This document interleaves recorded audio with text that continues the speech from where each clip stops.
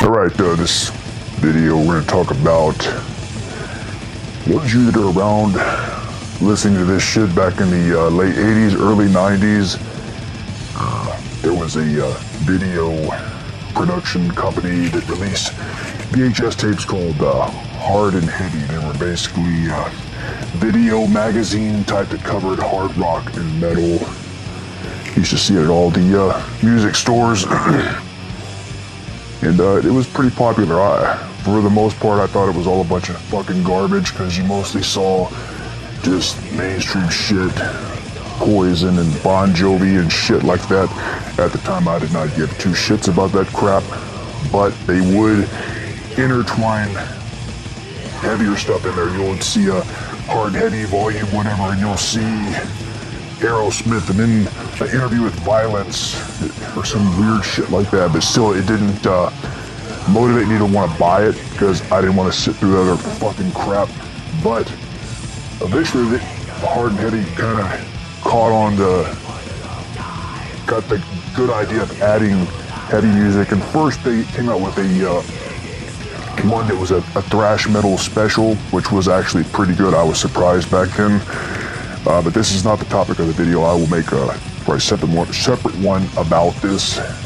But the thing that really caught me is I'd always go to the video or the music store, look at the music and also the VHS tapes they had for sale, concerts and whatnot. And lo and behold, I look up and find this in 1991. As a kid, I see Hard and Heavy Grindcore special, and at this time, this is when this stuff was really taking off with the Earache catalog, and Road Racer records were really popular with death metal and more extreme music. And at the time here, I was already aware of the Earache bands, Napalm, Morbid, Nocturnus, Godflesh, both were the ones that are on here, Carcass, Entombed. So when I saw this VHS, and I was very excited to see this. I couldn't wait. I knew I was going to buy it. And I pick up the cassette, and it was like this. There was nothing in there. So apparently some cocksucker stole the motherfucker out of the store. So I went to the employee, do you have any more of these? No, man, we don't. Somebody stole that shit. I felt like slapping the shit out of this motherfucker because he didn't even know what he was talking about. And for those of you that are nostalgic, this was a music store called Sam Goody. It used to be in all the shopping malls. It was a decent place to get music. Not great, but decent. But anyway, they didn't have this, but I came back a week later, and sure enough, they had it, and I purchased it, and it was pretty cool. As of now, you have better options to see old footage of bands, but at the time this was pretty groundbreaking seeing. The really interesting thing about this VHS, it's called Grindcore. I mean, mind you, this came out in 91, and the term Grindcore was very usually attached to any band that sounded heavy, whether it's death metal, doom metal, whatever. And the same thing with this compilation, it's called Grindcore, but really the only true real grindcore bands on here is Prophecy of Doom, Napalm Death, obviously. A lot of these other bands, maybe Carcass, and like I said, all these bands I'd already known about them. A few of them I did learn about for the first time, and most notably was Paradise Lost on there. They immediately made a fan out of me on the clip, and this was around the era when they released the Gothic album, which is good, but I had to immediately go out and buy this cassette on Peaceville Records, the Lost Paradise, which is a fantastic album, and they've gone on to have a really diverse discography of a lot of really good stuff, and I'll probably do a video specifically on their discography at a later date if I don't end up committing suicide. But yeah, I had learned about Paradise Lost on here. Other bands I'd heard about for the first time on here was Prophecy of Doom, which sounded good, more of a crusty grind band. Seeing the interviews with them, I would rather have just heard their music and not seen the interviews. They seemed like a bunch of dirty, nasty people. Just looking at the interview, it looked like they probably smelled like shit. But whatever. As long as I don't have to smell them, I listen to the music.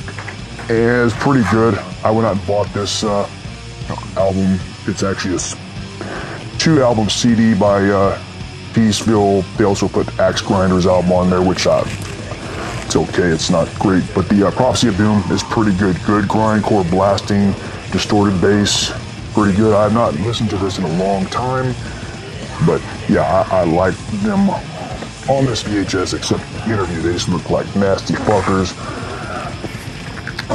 Other stuff on here, Cerebral Fix. I had heard them before on the At Death's Door compilation, Road Racer, which they didn't do anything for me, and on here they definitely didn't do shit for me either. In later years, I have gone back to try to listen to them to see, give them a second shot. It still does nothing for me. You have Sonic Violence on here, which is a band I heard for the first time on here. Heavy, distorted, still didn't really do anything for me. I did not go out and buy anything from them. You have Vengeance Rising, which is a Christian death thrash band. But what it is, it was pretty good. I mean, nothing great. All these other bands, the ear rape bands, I'd already heard them because I first either heard them on the Grind Crusher compilation LP or just from buying the albums themselves. There's a lot of good bands. Of course, Godflesh, definitely classic stuff. Every time especially this first album, this one in Street Cleaner, very good, very good, very good.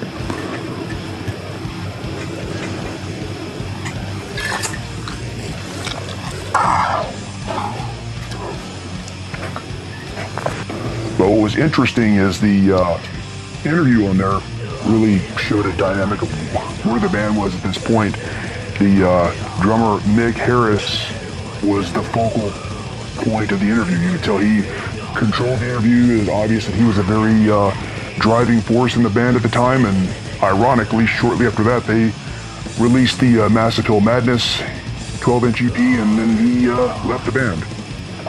The live footage on there was not really a live footage, music video promos they show for Napalm Death, one for If the Truth Be Told, which looks like a half-ass comical video. Half the motherfuckers are laughing while they're making the video, and Mick Harris, the drummer, has a King Diamond shirt on with a skull monster mask. It's obvious they were acting stupid and having fun with it, but then they also show clips of the Suffer the Children promo video, which at the time was seen.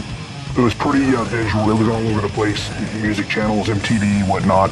The Morbid Angel clip was pretty good as well. There was a nice little short, candid interview with David Vincent. I don't know the motherfucker, but what was good about this interview is he came off as a strong-willed type person, not like some little pussy-ass bitch like a lot of these bands these days that play heavy music and they come across where they're more worried about saving the world and some pussy-ass shit. So it was refreshing to see back then.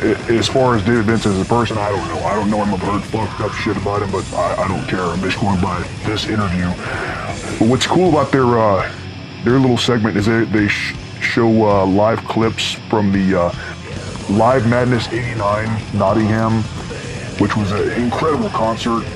There's clips on here, but there's also the full concert was actually released on a DVD in 2006. Morbid Angel, they did the Altars of Madness CD reissue, and it had a DVD side that has the complete concert. And if you have not seen that, I highly suggest you take a look at that. The full concert is also on YouTube as well. It truly shows Morbid Angel in their peak form during the Altars of Madness era. Sounds great on there, very aggressive, really good live footage on there. And the vocal order segment was pretty good as well. It intertwines between an interview with the band talking about their influences from Discharged early punk, whatnot, and it also shows clips of the Cenotaph music video promo, which I'm sure everybody has seen that. They don't, the entire video clip is not on there. It's just clips, snippets of it as the band talks about just the band in general. The other segments, Entombed and Carcass, there were no interviews. It just basically shows their promo videos. For Entombed, it shows the entire promo video for Left Hand Path.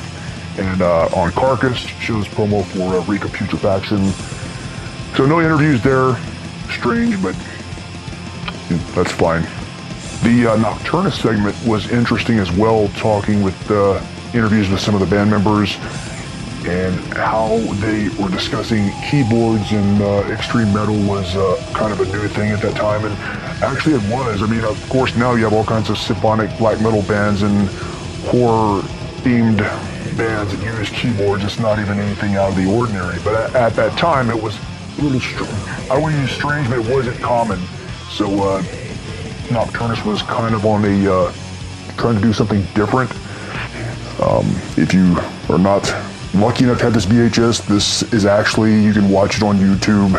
It's uploaded several different places. If you have not watched it, I would suggest checking it out. It's a pretty interesting snippet of that time in the music industry, because that's really when death metal, so to speak, was really starting to get momentum and get that popularity it had through the 90s to the mid-90s. It had a pretty good momentum going.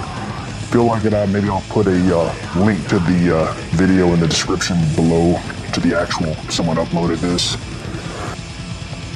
But this was a nice little microcosm piece of this era. Very cool.